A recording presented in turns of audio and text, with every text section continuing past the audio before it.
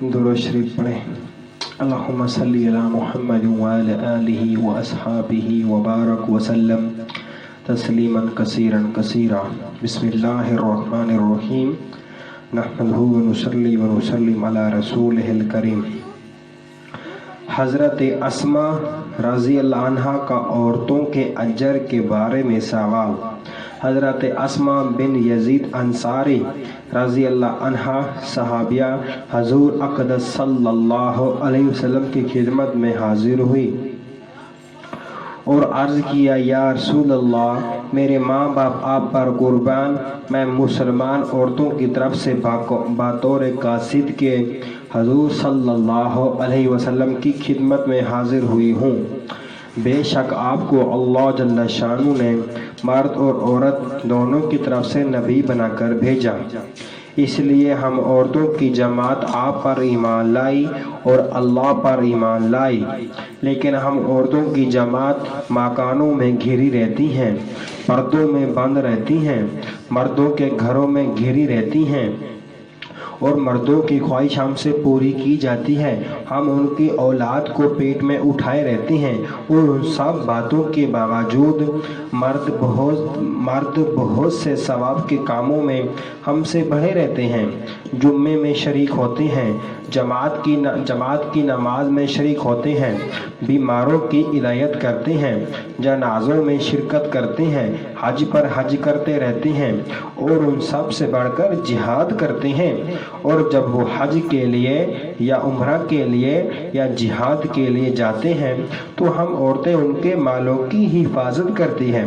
ان کے لیے کپڑا بناتی ہیں، ان کی اولاد کو پالتی ہیں، کیا ہم ثواب میں ان کے شریک نہیں؟ حضور اقدس صلی اللہ علیہ وسلم یہ سن کر صحابہ رضی اللہ عنہ اجمعین کی طرف متوجہ ہوئے اور ارشاد فرمایا کہ تم نے دین کے بارے میں اس عورت سے بہتر سوال کرنے والی کوئی سنی؟ صحابہ نے عرض کیا، یا رسول اللہ، ہم کو خیال بھی نہ تھا کہ عورت بھی ایسا سوال کر سکتی ہے۔ اس کے بعد حضور اقدس صلی اللہ علیہ وسلم حضرت اسماء رضی اللہ عنہ کی طرف متوجہ ہوئے اور ارشاد فرمایا کہ غور سے سن اور سمجھ، اور جن عورتوں نے تجھ کو بھیجا ہے ان کو بتا دے کہ عورت کا اپنے خاوند کے ساتھ اچھا برتاؤ کرنا اور اس کی خوشنودی کو ڈھونڈنا اور اس پر عمل کرنا ان سب چیزوں کے ثواب کے برابر ہے۔ حضرت اسماء رضی اللہ عنہ کی جواب سن کر نہایت خوش ہوتی ہوئی واپس گئی۔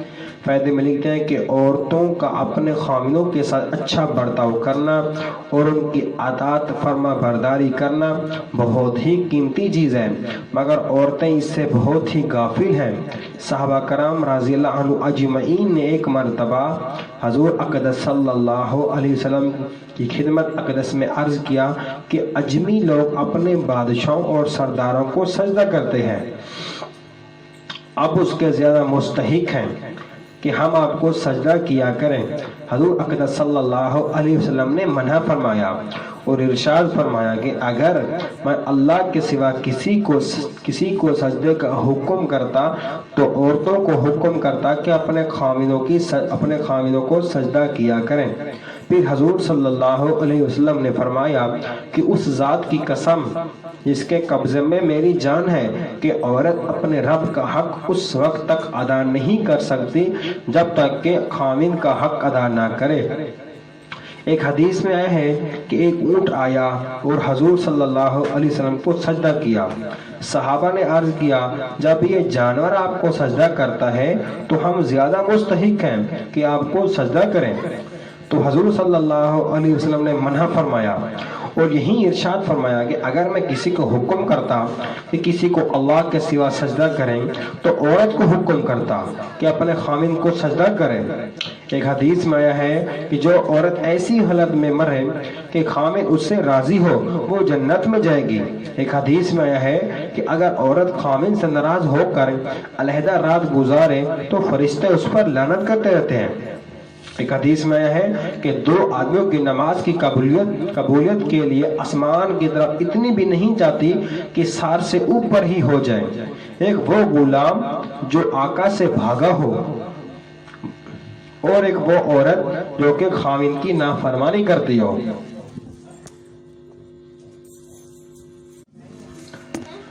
درود شریف پڑھیں۔